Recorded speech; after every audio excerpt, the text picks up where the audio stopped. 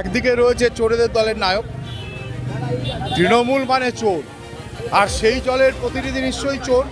সেই চুরি চোরকে সমর্থনকারী এখানে দুর্নীতির বিরুদ্ধে লড়ছে, দিল্লিতে সীতারাম ইয়েচুরি হাত ধরে নাচছে।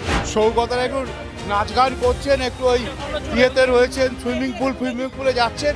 আমার মনে ওটাতেই থাকা ভালো। ৮০ বছর বয়স হলে কি হয় একটা লোকে বলছে বিব্রতি হয়েছে। এই এক কথার উত্তর দিচ্ছি, সৌগত রায়কে বলবেন 12 ফেল সিনেমাটা দেখতে, তাহলে সৌগত রায় জেনে যাবেন 12 ফেল করেও আইপিএস হওয়া যায়। এই কেন্দ্রে একদিকে রয়েছেন সুজন চক্রবর্তী, একদিকে রয়েছে 3 বারের জয়ী সাংসদ। কি মনে হচ্ছে?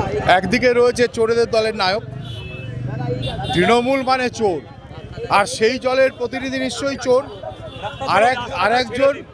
আরেকজন হচ্ছে সেই চুরি চোরকে সমর্থনকারী, কারণ এখানে দুর্নীতির বিরুদ্ধে লড়ছে, দিল্লিতে সীতারাম ইয়েচুরি হাত ধরে নাচছে।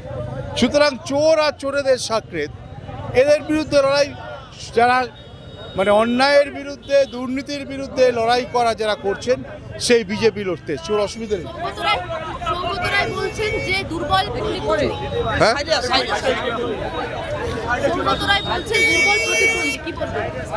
দুর্বল সৌগত রায় রাজনীতির কথা বলার থেকে সৌগত রায় একটু নাচ গান করছেন, একটু ওই ইয়েতে রয়েছেন, সুইমিং পুলে যাচ্ছেন।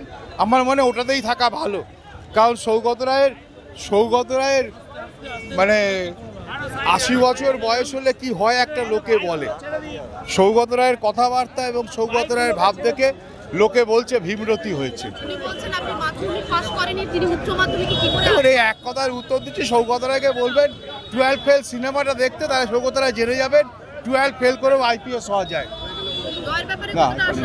হ্যাঁ, জয় তো হয়ে গেছে, নরেন্দ্র মোদী জিতবে, অন্য কিছু আশাবাদী কি?